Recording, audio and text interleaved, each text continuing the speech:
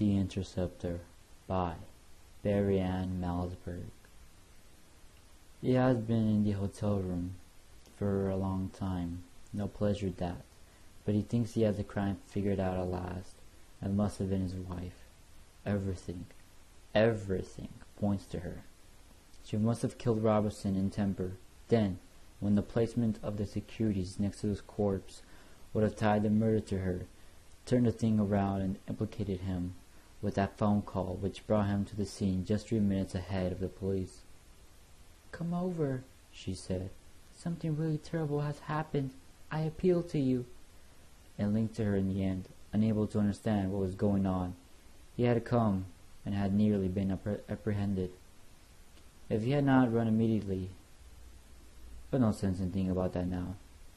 He had gotten away from the police, just barely, and now at last he had solved the mystery. No time for speculation, no need for it either. The motives were clear. Robertson and his wife must have been having an affair, had carried it on unknown to him for a long time. His business partner and wife, and Robertson, bored, had been looking for a way out. Warily, he thinks that he could have warned Robertson about entreprenant. If only the man had been frank with him. In fact, regardless of consequences, Robertson might well have been the one to break off their relationship. And she could not bear to see it end that way, being the kind of woman that she is. Yes, that must be it. He has nailed it to the ground. He lights another cigarette, looks around the room, paces to the window, and looks at the 72nd Street, 3 floors below him, a Dick's milling in front of the hotel. He had been smart to have selected a location like this to be hidden, although the circumstances were not of the best. If nothing else, living in his hotel for some weeks had made him socially conscious. Perhaps it was not merely a crime of passion, though. His wife must have known that sooner or later Robertson would let slip news of the affair, and the divorce would have been shattering. At all costs, the woman believed in appearances. She would not even have a bedroom fight unless she was made up for it. He sighs, walks away from the window. Relief overtakes him. It is good to know that he has the matter straightened out for himself at last, not a moment too soon. The police are closing in. Even with the help of the inspector, he could not remain in flight from the authorities forever. And to be apprehended in a hotel like this. He picks up the phone to call the inspector and give him the explanation that will, alas, set him free. As he inhales deeply to brace himself, a fragment of dust in the foul hotel room penetrates his lungs in the wrong way, and he coughs. He coughs repeatedly, wheezing, feeling the first stab of an asthma attack. Enough of cigarettes. In his new life he will definitely give up the habit. He stubs out his 43rd cigarette of the day and dials the inspector's home number. He thinks at last that he has got the thing clear in his mind. Not soon enough to have saved the agony of flight, but not too late. Not by a damn sight too late. He lights a cigarette to celebrate this. When everything is over, he will give up the habit. Now he will indulge himself. The murderer was Robertson. It all ties together. His business partner and his wife must have been having an affair for many years until his wife had lost interest and had told the man that she had reached the end, that the worn-out affair was not worth the risk of a lost marriage. In a fit of jealous rage, Robertson must have killed her in offices, then planted the incriminating securities next to her, and fled.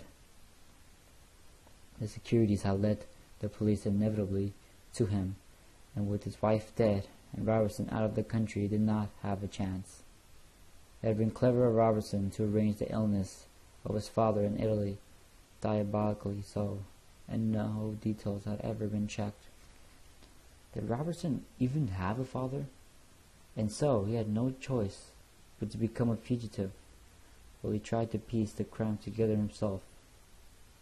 He had to find the explanation that will free him from the authorities and restore him to the life that for so long he had taken for granted. But it had been difficult. Now the police had infiltrated into the hotel itself. The dope traffic in the halls and outside might distract them for a while. Still, it could only be a matter of time until they traced down his room number, poured into his door holding guns, and arrested him. Fortunately, he had at last worked out the true explanation of the crime. He would be saved. If he could only reach the inspector quickly enough to start the process in motion.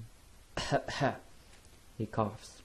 The air in this old and vicious hotel, once elegant, now destroyed, located in an undesirable area of the city, he has always hated, even in the good years when he and his young wife lived here. This air has become increasingly foul, and in the bargain, due to the horrible impact of the murder and in the building pressures on him, he has been smoking too much, even beyond his normal excess. He has always had a morbid fear of getting lung cancer and dying slowly, although his own doctor had assured him just 2 months ago, shortly before the nightmare began, that for a man of 47 he was in perfect health. Slight elevation of the blood pressure, suspicious fullness around the area of the spleen, yes, but these were not serious problems and could be controlled. Lung cancer was contradicted under all circumstances. He thinks now of his doctor, a thin, nervous internist, who had also treated his wife, been taciturn about her condition, had insisted on the sanctity of their relationship and of his files. Funny that the doctor had never known anything about the man's personal life, although he had been treating the two of them for 7 years. No pictures on his desk that might indicate of no wife or children squinting or smiling at the degrees framed on the wall opposite. Perhaps she was having an affair with the doctor then as well. This was not possible. She was a passionate woman for whom he had had little time for many years. Pressures of business, building the firm, acquiring securities. There have been quite a few. Robertson's problem, in fact, might not have been at the end of the affair, but the discovery that he was merely in another possession. Robertson had vanity over his insecurity. This would have been unbearable to him. Looked at it in that way, the situation creates sympathy for Robertson as well. Tragic, he thinks. All of it was tragic. Missed circumstances, lapsed opportunities, and exercise in misdirection. No time to take the long view, however, or to want to go back. It is too late for this. Procedures. Stick to the modus operandi, as he was seen it established. First, the call to the inspector to clear himself. Then, the meeting with the inspector to give the details. The abandonment of charges. The hunt for the true murderer, Robertson. He thinks he knows how the man could be found. In Italy or New York, Robertson's habits are always naked to him, as those of a lifelong business partner can be. It is not for nothing that they have worked together, shared his wife. At last, soon or late, in the presence of the police or alone, we will come face to face with the man, possibly in some dismal hotel room just like this one, staggering against the walls, sweating, coughing, mumbling, and choking. Robertson may look very much as he has over these weeks. He will feel sympathy for the man as only who has shared these circumstances could. "I forgive you," he will say, reaching forward to touch Robertson. "I'm sorry.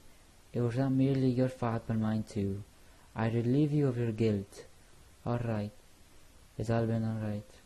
And will connect then, a springing clasp wrist to wrist, and Robertson will disintegrate before him, weeping. "Didn't mean it," he will say. "I had no choice. It was just that I was so frightened."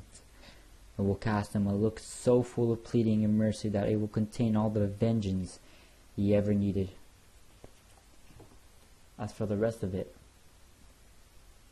the arrest, arraignment, trial, incarceration, he will play no role. He will let the authorities do as they will, for the urge for vengeance will be out of him. Will anyone understand this? Passion and loss, that's what it was. He can surely make this clear to the inspector, who is himself an understanding man, who in his business must have seen many interesting cases like this.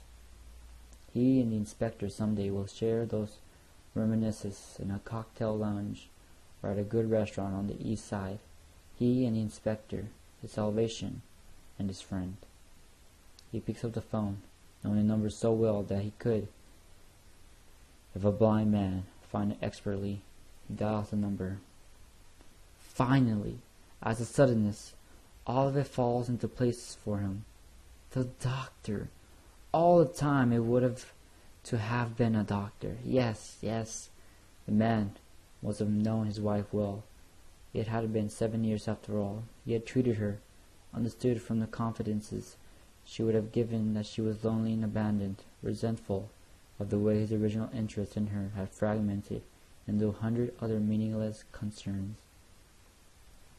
The doctor, hearing all of this on late afternoons in the grey of the empty office, must have taken all of these for signals instead of desperate secrets, and tried to interest her in having an affair with him, when suddenly, stunningly, she turned on him in revulsion and then laughed at his desires. How well he knew this. She was exactly that kind of woman. Where did you ever get that idea? His wife must have said. It's because I told you a few things. Did you think it meant that I would go to bed with you? I wouldn't touch you, you foul little man. Hire a good-looking nurse and try it on her. No, the doctor would have said. You can't say this to me. You cannot. There must be some reason. I'll say anything I want, his wife would have answered. I'm paying the bills. I don't even exist in my life if I don't want you to. Where could you have got the idea that I wanted to touch you? She had the streak. It would have been what she said. And a doctor, a simple man enthralled by his desires, would have been unable to deal with it. So, he had killed her. After saying what she did, his wife must have turned to leave the office, but before she could even reach the door, the doctor had, in a fit of passion, ended her life. With a scalpel, or hypodermic injection, or whatever else doctors keep these days in their examining rooms. They weren't regulated. That was the trouble. An MD would get away with anything, once you had that degree on the wall. But it did not guarantee you could have sex with your patients. That was the point at which he had gone wrong. It would have been a clean wound. He knew his business after all, with very little bleeding, and after that, with all crazed skill, the doctor would have disposed of the weapon and erased all signs of his own implication in the crime.